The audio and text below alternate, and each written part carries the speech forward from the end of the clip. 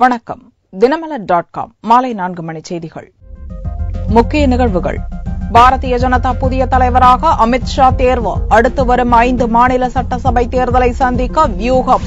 Railway பட்ஜெட்டை கண்டித்து திரிணாமுல் காங்கிரஸ் எம்பிக்கள் கடும் அமளி. பார்லிமென்டின் இரு சபைகளும் அடுத்தடுத்து ஒத்திவைப்பு. விவிஐபி ஹெலிகாப்டர் ஒப்பந்த ஊழல் வழக்கில் சிபிஐ அடுத்த அதிரடி. ஆந்திர கவர்னர் நரசிம்மனிடம் 2 மணி நேரம் விசாரணை. விரிவான செய்திகள். பாரதிய ஜனதா கட்சியின் புதிய தலைவராக அமித் ஷா தேர்வு செய்யப்பட்டுள்ளார். லோக்சபா தேர்தலில் வெற்றி பெற்ற பாரதிய ஜனதா தலைமையிலான தேசிய ஜனநாயக கூட்டணி மத்தியில் ஆட்சியை பிடித்ததும் கட்சித் தலைவர் ராஜ்நாத் சிங் உள்துறை அமைச்சரானார். பாரதிய ஜனதா கட்சி சட்டப்படி ஒருவர் 2 பதவிகளை வகிக்க முடியாது. அதனால் புதிய தலைவரை தேர்வு செய்வதற்கான பணிகள் துவங்கின. புதிய தலைவராக பலரது பெயர்கள் அடிபட்டாலும் பொதுச் செயலாளர்கள் அமித் ஷா மற்றும் ஜே.பி. நட்டா இடையே போட்டி நிலவியது. இருப்பினும் பிரதமர் மோடிக்கு மிகவும் நெருக்கமான அமித் ஷாவுக்கு ஆதரவு அதிகரித்தது.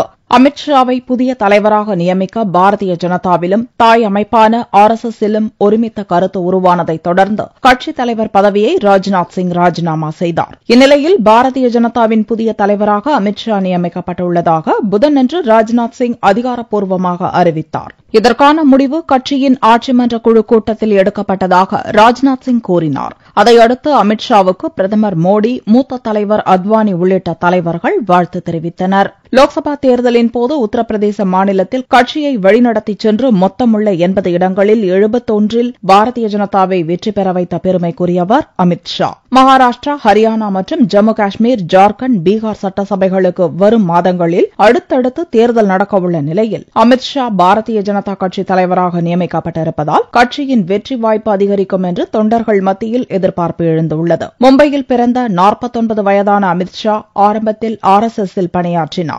1980களில் மோடியை சந்தித்த அமித் ஷா 1986இல் பாரதிய ஜனதாவில் சேர்ந்தார். மோடி குஜராத் முதல்வராக இருந்தபோது உள்துறை அமைச்சராக பதவி வகித்த அமித் ஷா சர்ஹஜ் தொகுதியிலிருந்து 3 முறை MLAவாக தேர்வானவர். குஜராத்தில் நடந்த போலி என்கவுண்டர் வழக்குகளில் குற்றம் சாட்டப்பட்டதை அடுத்து 2010ஆம் ஆண்டில் சிபிஐயால் கைது செய்யப்பட்ட அமித் ஷா உள்துறை அமைச்சர் பதவியை ராஜினாமா செய்தார். அதன் பிறகு சிறையிலிருந்து வெளிவந்து 2012ஆம் ஆண்டு சட்டசபை தேர்தலில் நாரன்புரா தொகுதியில் வெற்றி பெற்று MLAவானார். ரயில்வே பட்ஜெட்டை கண்டித்து திரிணாமுல் காங்கிரஸ் எம்பிக்கள் பார்லிமென்டில் கடும் அமளியில் ஈடுபட்டதால் இரு சபைகளும் அடுத்தடுத்து ஒத்திவைக்கப்பட்டன. புதனன்று லோக்சபா கூடியதும் திரிணாமுல் எம்பிக்கள் கோஷங்களை முழங்கினர். உத்தரப்பிரதேசத்தைச் சேர்ந்த பாரதிய ஜனதா எம்பி ஹரிநாராயண் ராஜ்பர் செவ்வாயன்று திரிணாமுல் உறுப்பினர்களை நோக்கி ஆவேசத்துடன் பாய்ந்ததாக குற்றம் சாட்டி கோஷங்கள் எழுப்பப்பட்டன.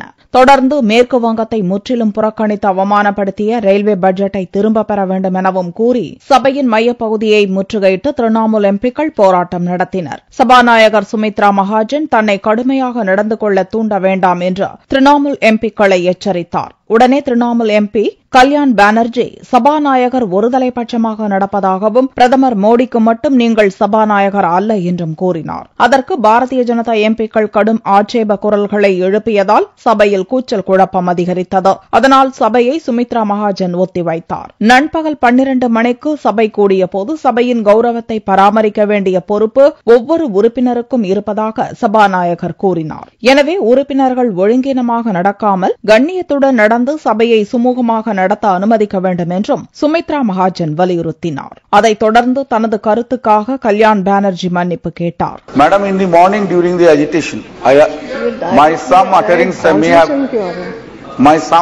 may have hurt your sentiment. I am really sorry for hurting your sentiment. I am here as a speaker. Whatever I am talking as a speaker, I am speaking. It is not Sumitra Mahajan personally saying anything. I heard the sentiment of the honorable speaker's chair.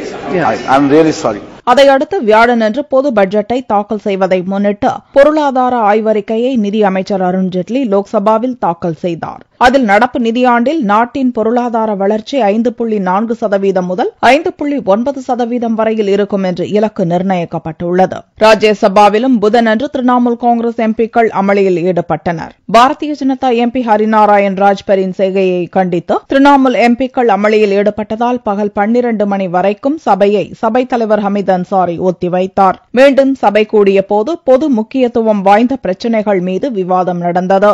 அப்போதும் அமளி ஏற்பட்டதால் சபையை துணைத் தலைவர் PJ Kurien ஒத்திவைத்தார். Helicopter ஊழல் தொடர்பாக Andhra governor ESL நரசிம்மனிடம் CBI அதிகாரிகள் விசாரணை மேற்கொண்டனர். விவிஐபி ஹெலிகாப்டர் ஒப்பந்தத்தில் நடந்த 360 கோடி ரூபாய் ஊழல் குறித்து சிபிஐ விசாரித்து வருகிறது. இந்த ஊழல் வழக்கு தொடர்பாக ஆந்திரா மற்றும் தெலங்கானா மாநிலங்களின் கவர்னராக பதவி வகிக்கும் ESL நரசிம்மனிடம் சிபிஐ அதிகாரிகள் புதனன்று விசாரணை நடத்தினர். வழக்கின் சாட்சி என்ற முறையில் நரசிம்மனிடம் 2 மணி நேரம் விசாரணை மேற்கொண்ட சிபிஐ அதிகாரிகள் அவரது வாக்குமூலத்தை பதிவு செய்தனர். விவிஐபி ஹெலிகாப்டர் ஒப்பந்தம் தொடர்பாக 2005ஆம் ஆண்டில் டெல்லியில் உயரதிகாரிகள் கூட்டம் நடந்தது. ஹெலிகாப்டர்களின் பறக்கும் திறனை குறைக்க முடிவு செய்யப்பட்ட அந்த கூட்டத்தில் அப்போதைய உளவுத்துறை இயக்குநர் என்ற முறையில் நரசிம்மன் கலந்து கொண்டார். ஹெலிகாப்டரின் பறக்கும் திறன் குறைக்கப்பட்டதன் காரணம் குறித்து சிபிஐ அதிகாரிகள் நரசிம்மனிடம் பல்வேறு கேள்விகளை கேட்டனர். 2005ஆம் ஆண்டு நடந்த அந்த கூட்டத்தில் பங்கேற்ற அப்போதைய தேசிய பாதுகாப்பு ஆலோசகர் MK நாராயணன், அப்போதைய சிறப்பு பாதுகாப்பு படைத்தலைவர் PV வாஞ்சு ஆகியோரிடமும் அண்மையில் சிபிஐ அதிகாரிகள் விசாரணை நடத்தினர். சிபிஐ விசாரணையை தொடர்ந்து மேற்குவங்க கவர்னர் பதவியை நாராயணனும், கோவா கவர்னர் பதவியை வாஞ்சுவும் ராஜினாமா செய்தனர். டெல்லியில் பாரதிய ஜனதா கட்சி தலைமை அலுவலகம் முன் கேட்பாரற்று கிடந்த மர்ம பைகளால் வெடிகுண்டு பீதி ஏற்பட்டது. டெல்லி அசோகா சாலையில் பாரதிய ஜனதாவின் தலைமை அலுவலகம் அமைந்துள்ளது. புதனன்று காலை அலுவலக வளாகத்தில் 3 பைகள் கேட்பாரற்ற நிலையில் கிடந்தது. அதனால் அதில் வெடிகுண்டு இருக்கலாம் என்று பீதி கிளம்பியது. உடனடியாக வெடிகுண்டு நிபுணர்கள் மோப்ப நாய்களுடன் டெல்லி போலீசார் அங்கு விரைந்தனர். மர்ம பைகளை தீவிரமாக ஆராய்ந்ததில் வெடிப்பொருட்கள் இல்லை என்பது உறுதியானது.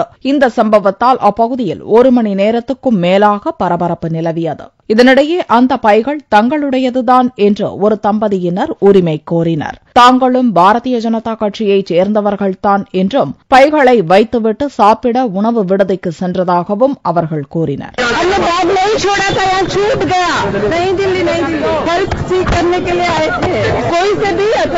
वहाँ जो हेल्प कर सकते हैं हमें।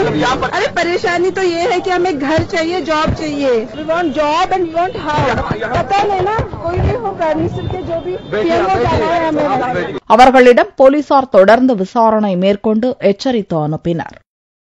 உச்சநீதிமன்ற தீர்ப்பின்படி முல்லை பெரியாறு அணையின் நீர்மட்டம் 142 அடியாக நிச்சயம் உயர்த்தப்படும் என்று முதல்வர் ஜெயலலிதா உறுதி கூறியுள்ளார். தமிழக முதல்வர் ஜெயலலிதா வியாழனன்று ஒரு அறிக்கை வெளியிட்டார். முல்லை பெரியாறு அணை பிரச்சினையில் தமிழக அரசு மேற்கொண்ட நடவடிக்கைகளை பட்டியலிட்ட முதல்வர் ஜெயலலிதா, உச்சநீதிமன்ற உத்தரவுப்படி கடந்த ஜூலை 1ஆம் தேதி மேற்பார்வை குழுவை மத்திய நீராதார அமைச்சகம் நியமித்ததையும், கடந்த 8ஆம் தேதி இக்குழுவின் முதல் கூட்டம் திருவனந்தபுரத்தில் நடந்ததையும், அடுத்த கூட்டம் வரும் 17ஆம் தேதி நடக்கப் போகிறது என்றும் தெரிவித்துள்ளார். இக்கூட்டத்திற்கு தடை விதிக்க வேண்டும் என கேரள அரசு மனு தாக்கல் செய்திருப்பதாக திமுக தலைவர் கருணாநிதி கூறியிருப்பது கேரள அரசை தூண்டும் விதமாக இருப்பதாகவும், இதுபோன்ற மனு எதையும் கேரள அரசு தாக்கல் செய்யவில்லை என்றும் ஜெயலலிதா தெரிவித்துள்ளார். மேலும் உச்சநீதிமன்ற உத்தரவுப்படி முல்லை பெரியாறு அணையின் நீர்மட்டம் வெகு விரைவில் 142 அடியாக நிச்சயம் உயர்த்தப்படும் என்றும் ஜெயலலிதா கூறியுள்ளார். கடந்த சில நாட்களாக திமுக தலைவர் கருணாநிதியும் தமிழக முதல்வர் ஜெயலலிதாவும் அறிக்கை வாயிலாக பதிலுக்கு பதில் அளித்து வருகின்றனர் என்பது குறிப்பிடத்தக்கது. முதல்வர் ஜெயலலிதா வெளியிட்டுள்ள மற்றொரு அறிக்கையில் 2015ஆம் ஆண்டு பொங்கல் பண்டிகைக்கு பெண்களுக்கு பாலிகாட்டன் சேலைகள் வழங்கப்படும் என்று அறிவித்துள்ளார். பொங்கல் பண்டிகைக்கு 1.73 கோடி சேலைகளும் 1.72 வேட்டிகளும் நெசவாளர் சங்கங்களால் உற்பத்தி செய்து வழங்கிட 486 கோடியே 36 லட்சம் ரூபாய் நிதி ஒதுக்கியதில் முதற்கட்டமாக 240 கோடியே 55 லட்சம் ரூபாய் நிதி வழங்க ஜெயலலிதா உத்தரவிட்டுள்ளார். திருச்சி அருகே கார்கள் நேருக்கு நேர் மோதி விபத்துக்குள்ளானதில் ஒரே குடும்பத்தைச் சேர்ந்த 4 பேர் உட்பட 5 பேர் பரிதாபமாக பலியாகினர். கும்பகோணம் அருகே பத்திரம் கருப்பூர் கிராமத்தைச் சேர்ந்தவர் வெங்கடசாமி. இவர் தனது தம்பி ராமமூர்த்தியின் பேத்தி காதுகுத்து விழாவிற்காக அருப்புக்கோட்டைக்கு தனது உறவினர்களுடன் காரில் வந்தார். 50க்கும் மேற்பட்டோர் கும்பகோணத்திலிருந்து தனித்தனி கார்களில் புறப்பட்டனர். இதில் ஒரு காரில் வெங்கடசாமியும் உறவினர்களும் பயணம் செய்தனர். புதன்கிழமையன்று அதிகாலை திருச்சி திண்டுக்கல் நெடுஞ்சாலையில் சென்று கொண்டிருந்த போது மதுரையிலிருந்து திருச்சிக்கு வந்து கொண்டிருந்த கார் மீது நேருக்கு நேர் மோதி விபத்துக்குள்ளானது. இந்த விபத்தில் வெங்கடசாமி, மைத்துனர் கண்ணன், அவருடைய மகன் ராஜ்குமார் சம்பவ இடத்திலேயே பலியாகினர். மேலும் சிகிச்சைக்காக மருத்துவமனைக்கு கொண்டு வரும் வழியில் உறவினர் மாரிசாமி மற்றும் கார் ஓட்டுநர் பிரதாப் ஆகிய இருவரும் உயிரிழந்தனர். இந்த விபத்தில் படுகாயமடைந்த விஜயலட்சுமி, ஓட்டுநர் ரமேஷ் உட்பட 3 பேர் மீட்கப்பட்டு சிகிச்சைக்காக திருச்சி அரசு மருத்துவமனையில் அனுமதிக்கப்பட்டனர். இந்த விபத்து குறித்து மணிகண்டம் போலீசார் வழக்கு பதிவு செய்து விசாரணை மேற்கொண்டு வருகின்றனர். தேனி மாவட்டம் பெரியகுளம் பகுதியில் வெறிநாய் விரட்டி கடித்ததில் 20க்கும் மேற்பட்டோர் காயமடைந்து மருத்துவமனையில் சிகிச்சை பெற்றனர். தேனி மாவட்டம் பெரியகுளம் தென்கரை மாரியம்மன் கோவில் தெருவில் சுற்றித் திரிந்த தெருநாய்க்கு வெறி பிடித்து பொதுமக்களை விரட்டி கடித்தது. இதில் 10 பெண்கள், ஒரு குழந்தை உட்பட 26 பேர் பாதிக்கப்பட்டனர். தொடர்ந்து வாகன ஓட்டிகளையும் வெறிநாய் துரத்தியதால் பொதுமக்கள் அச்சமடைந்தனர். பாதிக்கப்பட்டவர்கள் பெரியகுளம் அரசு மருத்துவமனையில் சேர்ந்து தடுப்பு ஊசி போட்டனர். பெரியகுளம் பகுதியில் சுற்றித் திரியும் தெருநாய்களை நகராட்சி நிர்வாகம் உடனடியாக பிடிக்க வேண்டும் என்று அப்பகுதி மக்கள் கோரிக்கை விடுத்தனர். கடை வச்சிருக்கேன், மார்க்கெட்ல கடை வச்சிருக்கேன். அந்த வழியே நடந்து வந்துகிட்டு இருக்கப்போ ஒரு வெறி நாய் விரட்டி வந்துருச்சு. விரட்டி வரும் என்னை கடிச்சு போடுச்சு. கடிக்கவும் நேரம் ஜிஹெச்சுக்கு வந்தேன். ஜிஹெச்சுக்கு வந்தோன்னே எனக்கு முன்னாடி 20 பேர் அங்கே இருக்காங்க. 20 பேர்த்தையும் சேர்த்துக்கிச்சு மொத்தம் 26 பேர்த்தை கடிச்சிருக்கு. ஜிஹெச்சுக்கு வந்தோன்னே டிடி மட்டும் போட்டுருக்காங்க. ஊசி வந்து காலில் போட்டுருக்காங்க. இதுக்கு வந்து நகராட்சி கடுமையான நடவடிக்கை எடுக்கணும். பெரியவள மாதிரி நாய்கள் சொல்ல அதிகமா இருக்கு. இது நகராட்சி கண்டிப்பா நடவடிக்கை எடுத்தாலும். பெரியகுளம் பகுதியில் ஒரே நாளில் 26 பேரை வெறிநாய் கடித்த சம்பவம் அப்பகுதியில் பீதியை ஏற்படுத்தியது. மதுரையில் தனியார் வங்கி ஊழியரை மிரட்டி வழிப்பறியில் ஈடுபட்ட 3 போலீசார் கைது செய்யப்பட்டனர்.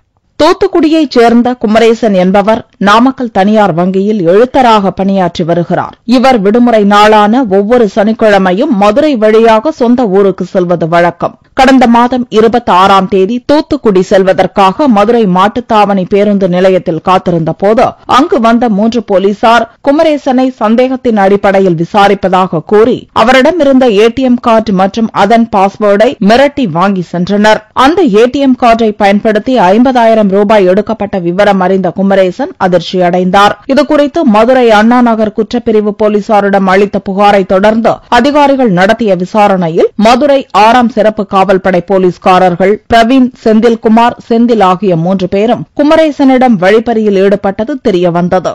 நாமக்கல்ல இருந்து மதுரைக்கு பஸ்ல வந்தேன். மதுரைக்கு பஸ்ஸுக்கு வரும்போதுல 9:30 மாட்டுத்தாவணி பஸ் ஸ்டாண்ட்ல இறங்கும்போதுல 2 பேர் வந்து போலீஸ்காரங்க அப்படின்னு சொல்லி ஐடி கார்டு காமிச்சு உங்களை செக் பண்ணணும்னு சொன்னாங்க. பேக் எல்லாம் செக் பண்ணாங்க. லாஸ்ட்ல சைடு பேக் செக் பண்ண முச்சுல என்னோட பேங்க் ஐடி கார்டை பார்த்துட்டு மதுரை தல்லாக்குளம் போலீஸ் ஸ்டேஷன்ல போய் அவங்கள செக் பண்ணணும், மேலும் செக் பண்ணணும் அப்படின்னு சொல்லி கூட்டு போனாங்க. ஒரு கொஞ்ச தூரம் பைக்ல வச்சு கூட்டு போனாங்க. கூட்டு போனதும் ஒரு கார்னர்ல போனதும் எதுக்கு மெயின் ரோட்லோடி போக வேண்டியது தானே, கார்னர்ல போறீங்க அப்படின்னு கேட்டதுக்கு நீ அங்கே வச்சு அடிச்சு ஏடிஎம் கார்டு 2, மொபைல் போனு, அப்புறம் வந்து பர்ஸு 180 ரூபாய் உள்ள இருந்தது. அப்புறம் ஏடிஎம் கார்டுலேருந்து 50,000 ரூபாய், பின் நம்பர் எல்லாம் எடுத்துட்டு அப்புறம் ஓட்டர் ஐடி இதெல்லாம் எடுத்துட்டு நீ கீழே தள்ளி போட்டு போயிட்டாங்க. எய்த்தாப்புல வந்து ஒருத்தர் வந்து அவங்கள பார்த்து ஃபாலோ பண்ண முடியல. உடனே போலீஸ் ஸ்டேஷனில் கொண்டு கம்ப்ளைண்ட் எழுதி கொடுத்தாங்க. அப்புறம் இன்னைக்கு வந்து ஆளை ஐடென்டிஃபிகேஷன் பண்ணுறது கூப்பிட்டாங்க, வந்தோம். இதையடுத்து 3 பேரும் கைது செய்யப்பட்டு அவர்களிடமிருந்த ஏடிஎம் கார்டை குற்றப்பிரிவு இன்ஸ்பெக்டர் சந்திரன் கைப்பற்றினார். கைது செய்யப்பட்ட 3 போலீசாரும் நீதிமன்றத்தில் ஆஜர்படுத்தப்பட்டு சிறையில் அடைக்கப்பட்டனர். வழிப்பறியில் ஈடுபட்ட போலீசார் 3 பேரும் கடந்த ஆண்டுதான் பணியில் சேர்ந்தவர்கள் என்பது குறிப்பிடத்தக்கது. நெல்லையில் அமைந்துள்ள 77 அடி உயரமுள்ள விஸ்வரூப ஆஞ்சநேயர் கோவிலில் கும்பாபிஷேகம் கோலாகலமாக நடைபெற்றது. தூத்துக்குடி நெல்லை நெடுஞ்சாலையில் உள்ள தெய்வ செயல்புரத்தில் ஸ்ரீ வாலயானந்தா முத்துசாமி அடிகள் நிறுவிய ராஜராஜேஸ்வரி பீடம் உள்ளது. உலகில் அமைதி நிலவ வேண்டி முத்துசாமி அடிகள் இந்த கோவிலில் 77 அடி உயர விஸ்வரூப சுந்தரவதன ஆஞ்சநேயரை பிரதிஷ்டை செய்தார். சைவமும் வைணவமும் இணைந்திருக்கும் சிறப்பை பெற்ற இந்த கோவிலில் திருப்பணிகள் கடந்த சில நாட்களுக்கு முன்பு நிறைவடைந்தது. இதைத் தொடர்ந்து புதன்கிழமை அன்று 77 அடி ஆஞ்சநேயருக்கு கும்பாபிஷேகம் நடத்தப்பட்டது. கும்பாபிஷேக விழாவில் அக்னி ஆராணமும் யாத்ராதானமும் நடைபெற்றது. பக்தர்களிலே சிறந்தவர் ஸ்ரீ ஹனுமானாக ஆகமம் சாஸ்திரங்கள்லாம் சொல்றது. அப்பேற்பட்ட ராமர், லக்ஷ்மணர், விஸ்வரூப ஆஞ்சநேய சுவாமிக்கு வைகானச பகவத் சாஸ்திரத்திலே சொல்லப்பட்டுள்ள முறைப்படி இங்கே இந்த க்ஷேத்திரத்திலே 3 தினங்களாக விசேஷ யாகங்கள் செய்யப்பட்டு இன்றைய தினம் அஷ்டபந்தன மகா கும்பாபிஷேகமானது சிறப்பான முறையிலே நடைபெற இருக்கிறது. கும்பாபிஷேக விழாவில் நெல்லை, தூத்துக்குடி மாவட்டங்களைச் சேர்ந்த பக்தர்கள் திரளாக கலந்து கொண்டனர். தங்கத்தின் விலை புதனன்று சவரனுக்கு 136 ரூபாய் அதிகரித்திருந்தது. ஒரு சவரன் தங்கம் 21,304 ரூபாய்க்கு விற்பனையானது. 1 கிராம் ஆபரண தங்கம் 2663 ரூபாயாக இருந்தது. வெள்ளி கிராமுக்கு 20 காசுகள் அதிகரித்து 1 கிராம் 48 ரூபாய் 70 காசுகளுக்கு விற்பனையானது. பார்வெள்ளியின் விலை 45,545 ரூபாயாக இருந்தது. ஸ்ரீரங்கம் அரங்கநாதர் கோவிலில் கும்பாபிஷேக திருப்பணிக்காக 14 கோபுரங்களில் புதன்கிழமையன்று பாலாலயம் நடந்தது.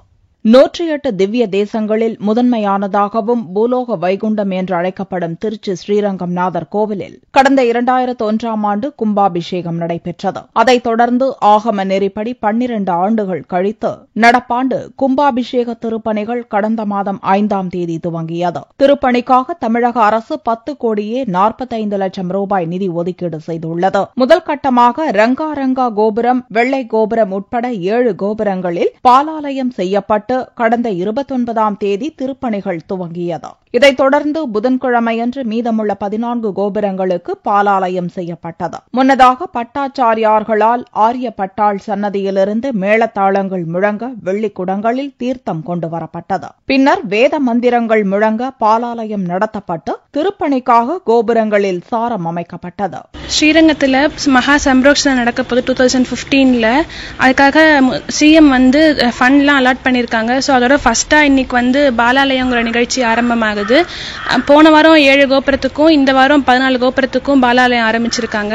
அரங்கநாதர் கோவிலில் திருப்பணிகளில் முதல்வர் ஜெயலலிதா அக்கறை செலுத்துவதால் பணிகள் துரிதமாக நடந்து விரைவில் கும்பாபிஷேகம் நடக்கும் என்று பக்தர்கள் எதிர்நோக்கியுள்ளனர். மீண்டும் செய்திகள் இந்திய நேரப்படி இரவு 8 மணிக்கு. வணக்கம்.